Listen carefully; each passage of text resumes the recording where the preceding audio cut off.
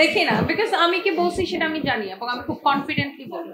তো এগুলো নিয়ে যারা ভিউ ব্যবসা করে, তো আমার সামনে ভিডিও আসলে আমি এগুলো দেখি না, মানে পড়ার তো প্রশ্নই আসে না। কারণ আমার আমার আমার একটা জিনিস কি জানেন, যে আমি যেটা বলে ফেলছি সেটা তো বলেছি কনফিডেন্টলি, এবং আমি যেটা করেছি করেছি। আমি অলওয়েজ নিজের কাজ নিয়ে বিজি থাকি। থাকে না যে মানুষ খুব মজা পায় এগুলো দেখে আছে কি কি করতেছে, আমার ওগুলো হয়ে ওঠে না ভাই, সত্যি কথা। বিকজ আমি নিজে একা বিজনেস সামলাই, তো আমি নিজের ভিডিও নিজে দেখি না। হ্যাঁ, আমার কাঙ্গনা রানাউতকে আমার খুবই ভালো লাগে, আমি ওনার বিগ ফ্যান। কাঙ্গনা রানাউতকে আর প্রিয়াঙ্কা চোপড়াকে আমার খুবই ভালো লাগে, মানে এরা দুইজনই খুব বোল্ড কথাবার্তা বলে আর আমার খুবই পছন্দ।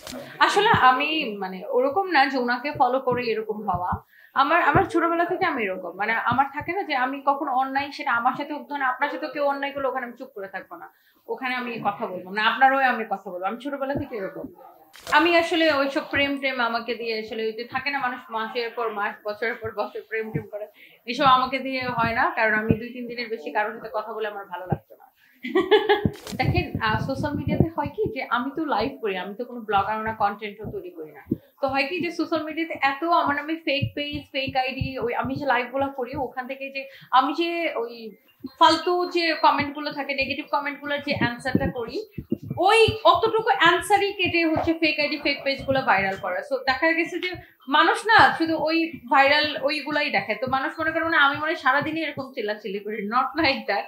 তো যেটা দেখা যায় যে আপনার যখন মানুষ কেউ হার্ট করে খুব কথা বলে বা আননেসেসারি কিছু বলে, তখন এটার অ্যান্সার করা হয়। তো এই আর ব্যক্তিগত আমি এখন যেমন দেখছি, আমি খুব ফান লাভিং একটা মেয়ে, আর সবার সাথে মিশতে পছন্দ করি, সবার পাশে দাঁড়াইতে পছন্দ করি, লাইক এরকম।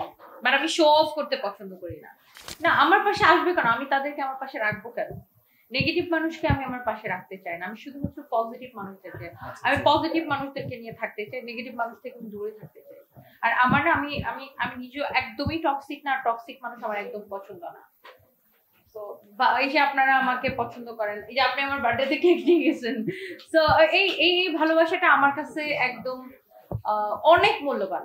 মানে এটা আসলে কোনো টাকা পয়সা তুলনা করা যায় না। তো আমার কাছে এটাই অনেক অনেক কিছু। মানে আপনি জানেন না যে এটা আমার কাছে, ধরেন এইটা আমাকে কেউ লাখ টাকা কোটি টাকার গিফট দিয়ে খুশি করতে পারবে না, বা আমি চাইও না।